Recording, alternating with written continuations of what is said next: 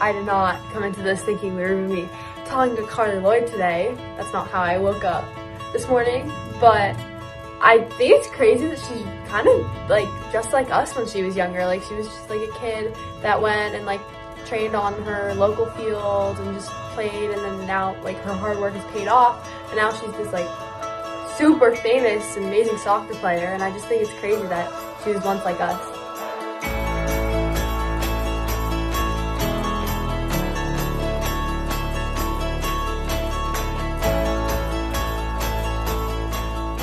In 1966, somebody scored 3 goals in the World Cup final. It's only happened twice. Once was in 1966. The other was in 2015. Who had the hat trick in 2015 in the Women's World Cup final in Vancouver? Anyone? Carli Lloyd? Carli Lloyd got the hat trick, and Carli Lloyd is the guest we've got today in a few minutes. 2-time World Player of the Year. She scored those 3 goals up in Canada in, I think, 19 minutes, faster than anybody's ever done it, including one that you've probably seen from over half field. But she is the biggest money player we've had in the history of U.S. soccer. In big games, she produces. And what you'll hear from her is how she got to be a great soccer player, if you've got good questions, that is. Hat-trick for Lloyd!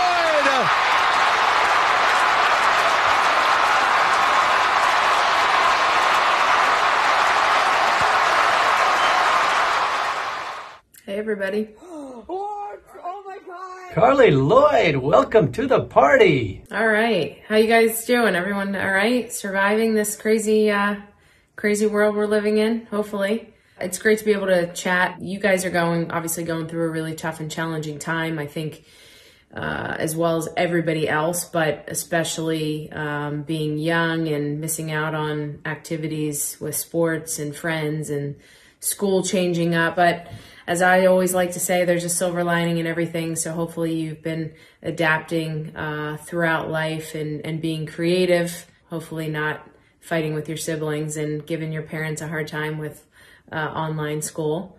We've got some guilty ones here, I think, laughing. So if you want to open up with some questions, ask me anything you want, whatever. I'm up for anything. Hi, I'm Layla. Okay. So as a high school student, did you always want to play in college / pro? It definitely became more of a dream of mine, being able to watch in person the '99 World Cup team. I went up with my sister to Giant Stadium in New Jersey and got to play and got to just really live in that moment that they were performing on the grand stage, and that kind of pushed me to want to work towards that. I think the biggest thing for me was, not having a huge amount of self-confidence in myself to be able to get to that point. But I was a little bit of a late developer.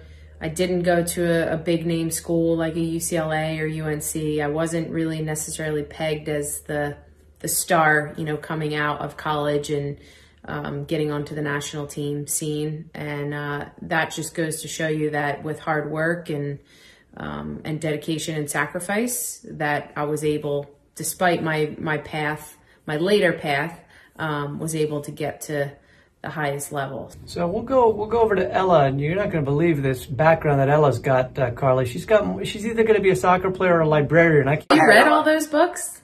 Yeah, exactly. No. Ella, go ahead. My first question is, how did you discover soccer was the right sport for you? Like, how did you know you were meant to play soccer?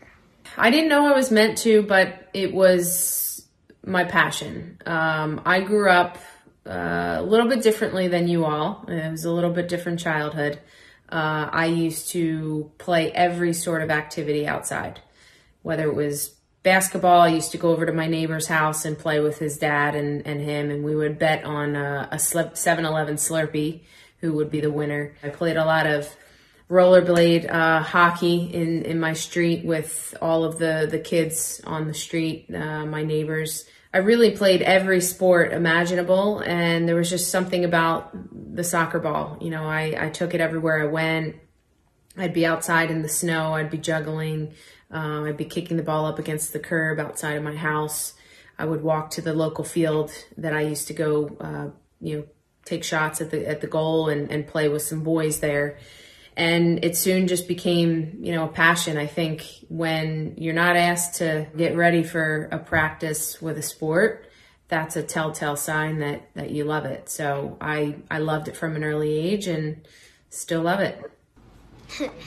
Well, how are you going? Like, how are you still going so strong? Like, you've been playing for a super long time and you've done like amazing things. How are you still like at your peak level? Yeah, in the soccer world, 38 is considered old, but I'm still young and still young at heart. I don't go out and drink very often. I don't, you know, smoke or do any sort of things like that. I consistently eat healthy. I consistently train the way that I'm supposed to train. Sleep is a big one, the water, the stretching, the ice baths, the recovery. So I think it's just been a long-term approach to my career, you know, not wanting and needing the quick success right away. It's just kind of staying true to who I am, how I train, what I believe in, and just doing that on a daily basis. And here I am, you know, I've been playing on the team for 15 years, still not done yet.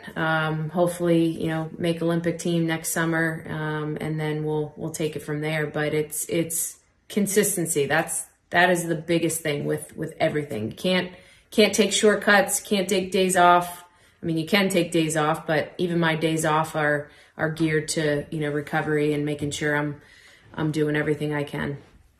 How do you know that you were gonna play striker? How do you know that that's the position you wanted to play? Well, I love scoring goals, and at the time when I was younger, I hated playing defense. I hated having to run back and defend. So what I would do is I would just stay up top. I would wait for my teammates to run around and grab the ball. They would pass it to me, and I would go attack. But I quickly found out that isn't the game of soccer. And in order to become a midfielder on the national team, I needed to be able to play box to box and do both roles. So I had to work on that. But attacking, being free, you know, trying different things, being creative, that's always been kind of a part of me. And so, I've just loved that part of the game, and I've scored some goals. I've attacked. I've been able to be successful in that area.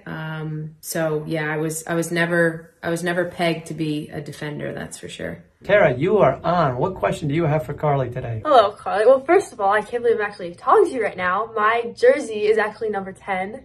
Ooh, I love it. After I went to one of your camps and I felt I loved you and I learned so much about you, and so then I changed my number to 10. So I can't believe I'm actually asking you a question. That's crazy. Love it. Best jersey number out there. Right? I love it. Okay. What is the best advice that you received when you were our age? I can't remember the best advice I've received, but if I had to go back and get advice, it would be to be in the moment, but outwork everybody. You know, I think I was someone who relied on my talent alone to get me to the top, and then I quickly realized that it wasn't enough. You know, you've got to sacrifice so much to be the best at anything, you know, whether that's a doctor, a teacher, soccer player, you name it. So for me, you know, doing all of the right things, you know, fitness was a big thing that I didn't love. So I did have quite a few coaches, you know, trying to kind of get me on the fitness train. But it took me a little bit to jump on that train. So yeah, you've got to, whatever you want to do with your life and whatever your passion is, you've got to outwork everybody. It's got to be a constant daily reminder to try to improve in any way possible. Alexis, you're next. Okay, so my question is, how do you motivate yourself when you feel frustrated, or you've tried something over and over again, whether it be actually soccer? How do you overcome that? Good question. I've always been somebody who doesn't get discouraged if I can't do something right away. There's been loads of times where I've tried to do something whether it was, you know, when I was younger, picking up a basketball and shooting a three-pointer and missing. I would continue to shoot and figure it out until I made one. And I think nowadays you find kids and people who, if they think they're not good at it or they can't do it, then they don't even attempt to do it. But that's the wrong mindset. You've got to be brave and got to know that even people like myself, when I train and when I work on my shooting or different things, I miss shots. You know, I embarrass myself. I whiff the ball sometimes. So it's about being, you know, brave enough to know that if you keep working at something, you can get better at it. And you know, being open to wanting to try different things and to continue to try it, even though you may not be able to do it those first or second tries. So Carli, without telling them why, what's the name of your book that you wrote? When Nobody Was Watching. Okay, so let me ask you girls, what's the title mean in that case? Well, I think it means like you're trying your best, like you're sweating and you're working super hard and like you're covered in dirt, but it doesn't matter if like there's tons of like fans watching you or if you're all alone on the field, you still gotta be trying your best no matter who's there. I think it means like a lot of times people try to impress certain people when they're like around, and so it's the time that you spend when no one else is watching, the time, like the hours that you put in when you're working on your own. Yeah, I think a mixture of both of those. My coach and I at home, James and I, you know, would always reference all of the training that I've done, you know, when nobody is watching, the sprints in the snow, the you know, all the training that I do in, you know, 100-degree weather, and training I do when it's cold. The mornings I have to wake up at 6 a.m. and do a workout or train, and, you know, just everything. All of the moments that nobody sees is what ultimately made me into the person and player I am today. In your opinion, what do you think makes a player stand out? I'm going to err on players who take risks, but also know when to take those risks and when to keep it simple. It's players who can, you know, do things the right way on the field, who can be a complete player, who has the mentality, the mental toughness, who's got the tactical awareness, who's, you know, smart while playing, who has the technical ability, the physical fitness, you know, being fit, and the character. And, you know, that's the sort of player that I've strived to be, is a complete player. And I think the biggest thing for an individual player is to identify some of the things that you're really good at, embrace those things, make those things better, but then also identify the things that you aren't very good at and turn those weaknesses into strengths. And then ultimately, you know, you become a better player. Are there any like particular sports that you think help with soccer? Like, I know that like all sports like will usually probably help you in soccer, but like, do you recommend like CrossFit training or things like that? Good question. That's a hot topic too. You know, playing multiple sports. I am a big believer that if you want to become the best at something, you've got to put your heart and soul into that particular thing. There's no question about that. But I also believe that me playing basketball, softball, I swam, and just playing all sorts of different sports when I was a kid has helped shape who I am. You know, I can easily pick up anything and be pretty good at it. I've always been athletic. So I think that it's definitely helped my soccer career. It's helped me, you know, just become coordinated with other things. Are there any drills that you think have benefited you the most in like the soccer realm, kind of? Like, are there any drills that you think are the best to do? I think, you know, being home and some of the easy stuff is, you know, juggling. A lot of people, you know, just juggle in place and see how many they can get. But you can take it a bit further and you can, you know, put a cone out 20 yards or so. And what I typically do when I'm training is I juggle there like sort of on a jog without touching the ball, with my right foot only. And then I turn around and come back. I do that a couple times, and then you can switch and do your left foot. Then you can do right and left foot, both feet. You can do thighs, you can do headers. But I can't pick one. I mean, everything, the juggling, I think is something you can always do no matter where you're at, which is an important part of the game.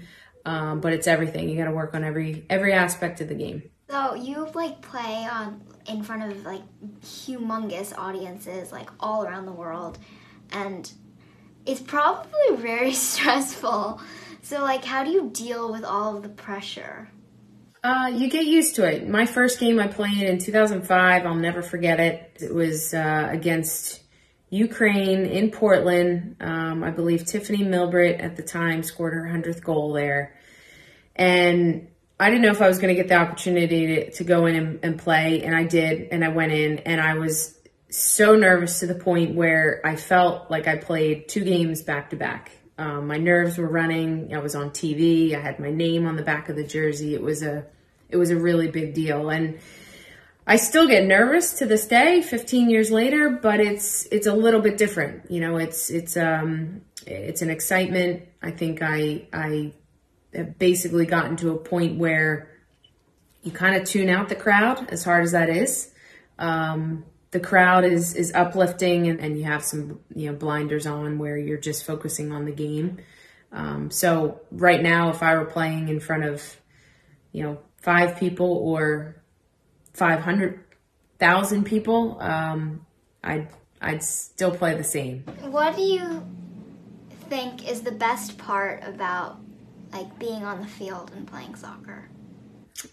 Just, that round ball, the love I have for the ball, the competitiveness, the joyous moment with teammates. On the field is unbelievable to be able to play. I mean, I wish I could play until I was, 60, 70 years old, but that's not possible. But I would say, off the field, I think soccer has just afforded me so many relationships. I've met so many different people. I've gotten to visit so many different countries and be immersed in so many different cultures. And I'm able to kind of use my life experiences and help the next generation to, never give up on your dreams and be able to work hard at anything you want to be successful at. What would you do differently if you had to do it all over again in the last 20 years? What would you do differently? I wouldn't. I think that every pathway and every mistake and every glorious moment has shaped me, and I've learned, and I've got no regrets. Carli, thanks so much for joining us. Thank you. Thanks, guys. So much. Great questions, and all the best, and hope you guys are enjoying this crazy time. So try to stay positive. Take care. See ya. MSCL 3, 1, 2, 3, I go back to my childhood as a kid and being able to hop on a field and practice and play. It's super important.